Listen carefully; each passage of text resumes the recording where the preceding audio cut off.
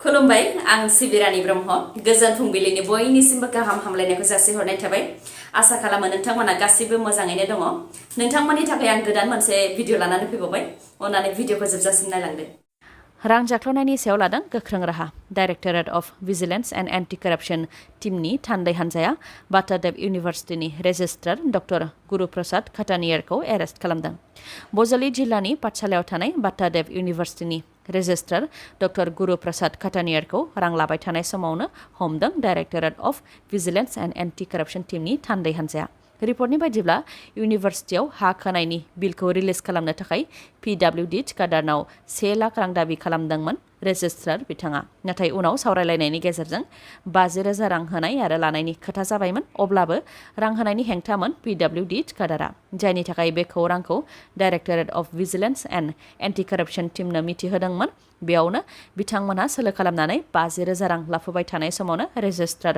Doctor Guruprasad खाटानियारखौ हमनो हादों director of vigilance and anti corruption टीमनि थान्दै हान्जाया सोरखारि फरायसालियाव राजखान्थि दोलोनि फिरफिला बिरहोनाय जाथाय भारतनि उदांस्रि सान 15 आगस्टखौ नोजोर होनानै नखर नखर आरो सोरखारि मावख'फोराव भारतनि माहारियारि फिरफिला बिरहोनो थाखाय भारतनि गाहाय मन्थ्रि आरो आसामनि गिबि मन्थ्रिया बिथोन होदों नाथाय जोंनि ओनसोलाव माहारियारि फिरफिला बिरहोनायनि सोलायै सोरखारि गुदि फरायसालियाव इउपिपिएल राजखान्थि दोलोनि फिरफिला बिरहोनायखौ नुनो मोननाय जादों बे जाथाया गरेस्वर सोलोंथाइ खोन्दोनि सिङाव थानाय नारामारि जनजाति गुदि फरायसालियाव जादों थांनाय 5 आगस्टआव इउपिपिएल राजखान्थि दोलोनि 7थि बोसोरारि गायसनथि सानजों लोब्बा लाखिनानै गुदि फरायसालियाव इउपिपिएल दोलोनि फिरफिला बिरहोदों नारामारि जनजाति गुदि फरायसालिनि गाहाय फोरोंगिरि भारती नार्जारी बिथाङा फोरमायथिनाय बायदिब्ला बिथांनो जेबो मिथिहोआलासे सोरखारि फरायसालियाव इउपिपिएल दोलोनि फिरफिलाखौ बिरहोदों जायनाखि फरायसालिया गंसे सोरखारि फसंथान आरो इउपिपिएलआ मोनसे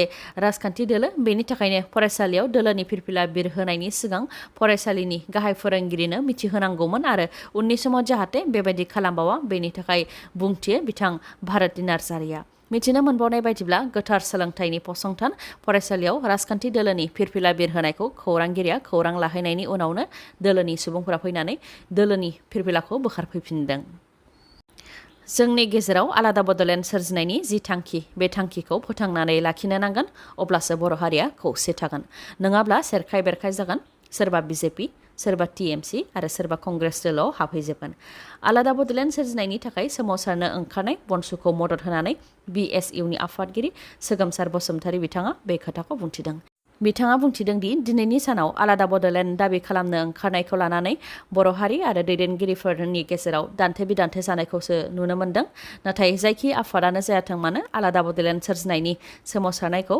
बयबो मदद होनो नांगौ मानोना आलादा बड'लेण्ड मोनब्लासो बर'फोरा गोजोनै थानो हागोन जायनि थाखाय बड'फा उपेन्द्रनाथ ब्रह्म बिथाङाबो बुंथिदोंमोन आलादा बड'लेण्ड मोनाब्ला बर' हारिया बे बुहुमाव थांनानै थानो हानाय नङा होननानै फोरमायथि बेनि अनगायैबो जोंनि समाजखान्थि राजखान्थि रांखान्थि आरो साख्रिनि मोन्थायखौ मोनफिननो थाखायनो आलादा बड'लेण्ड दाबिनाया गोनांथि नाथाय दिनैनि सानाव माखासे दैदेनगिरिफ्रा आलादा बड'लेण्ड मोना बड'लेण्ड जाथ'वा होननानै बुंनो नाजादों नाथाय बड'लेण्ड जाथ'गोन ना जाथ'वा बेखौ भारत सरकारासो बुंनो हागोन जुदि जाथ'वा होनोब्लाबो दिनै जाया गाबोन जागोन बेनिखायनो बड'लेण्ड दाबिखौ खालामलांबाय थानो नांगोन होननानै बुंथियो बिथाङा आरो आलादा बड'लेण्डनि दाबि खालामनाया गोनांथि दंना गैया बेखौ रायजो राजाफोरासो बिजिरगोन होननानैबो फोरमायथिबावो बिथां सोगोमसार बसुमतारीया फोरमायथिबावदों दि बिटिआर गोरोबथायाव माखासे मोजां दफाफोरबो दं जेरै 6.3 दफानि गेजेरजों फरायसालिफोरखौ सोरखारि खालामनाय इनस्टिट्यूशन गायसननाय सेन्ट्रेल इउनिभार्सिटि गायसननाय नाथाय आसाम सरकारा बिटिआर गोरोबथायाव थानाय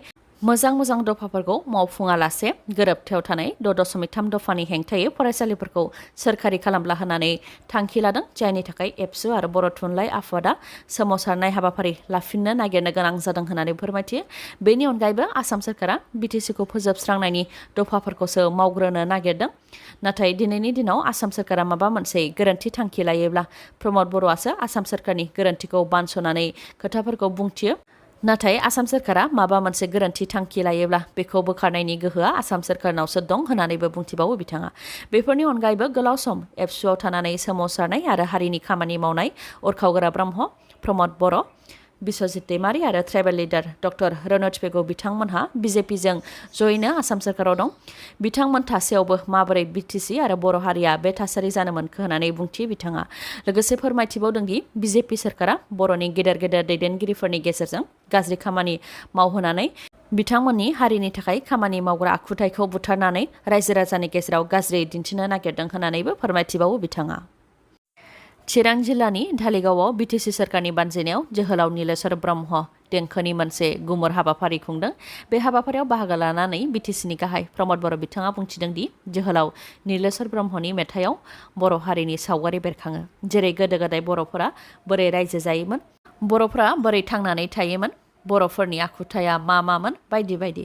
जोहोलाव नीलेश्वर ब्रह्म बिथाङा गिबि सारिनि हारिमु गायसननाय सुबुंमोन। बेनिखायनो बिथांनि मावलांनायखौ अरायसम फोथांनानै लाखिनो नांगोन आरो इयुन जोलैनो सिनायथि होलांगोन होननानै बुंथियो बिथां प्रमद बर'आ। बेनि अनगायैबो बर' हारिनि हारिमु राव थुनलाइ सोरजिनाय गुबुन गुबुन गेदेमा सुबुंफोरनि थाखायबो बिटिसि सोरखारा बेबायदिनो हाबाफारि लालांगोन होननानै फोरमायथियो प्रमद बर'आ।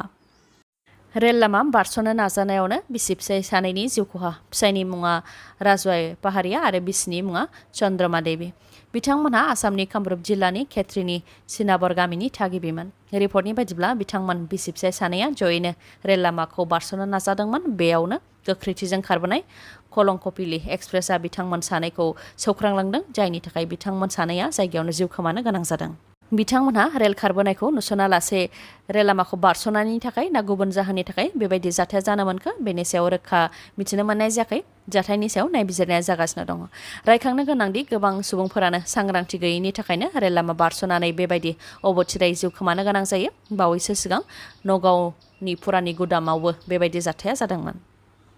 जगदीप धनखर बिथाङा भारतनि गोदान भाइस प्रेसिडेन्ट जानो हाबाय। जगदीप धनखर बिथाङा नेशनेल डेम'क्रेटिक एलायन्स (NDA) जों सायख'जानाय बिजाथिमोन आरो बिथाङा गासै 725 भटनि मादाव 528 भट मोननो हानानै देरहानो हादों। बिथांनि बेरेखायै दंमोन मार्ग्रेट आल्वा, जाय बिथाङा 182 भट मोननो हादों। मख'नो गोनांदि गोदानै देरहानो हानाय भारतनि भाइस प्रेसिडेन्ट जगदीप धनखर बिथाङा सोनाब बंग'नि बारग' गभर्नरमोन। जाबाय थानाय कमनवेल्थ गेम्सआव मैयानि सानाव भारतआ गासै 14 गोदानै मेडेल देरहासारनो हानानै दासिम गासै 40 मेडेल देरहासारनो हाबाय। 40नि मादाव 13 सनानि मेडेल, 11 सिलभार मेडेल आरो 16 ब्रन्ज मेडेल। मेडेल देरहासारनो हानायफोरनि मादाव प्रियंका गस्वामी बिथाङा आइजोफोरनि 10,000 मिटार रेस वाकआव सिलभार मेडेल देरहासारनो हादों। अविनेश साबले बिथाङा सिलभार मेडेल देरहासारनो हादों। लन बल्सआव भारतनि हान्जाया सिलभार मेडेल देरहासारनो हादों। जासमिनी लाम्बरिया बिथाङा आइजोफोरनि 60 केजि खथायाव बक्सिंआव ब्रन्ज मेडेल देरहासारनो हादों।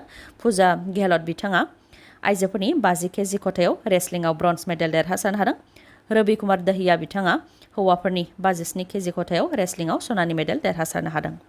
विनेश फोगट बिथाङाबो आइजोफोरनि 53 केजि खथायाव रेसलिंआव सनानि मेडेल देरहासारनो हादों।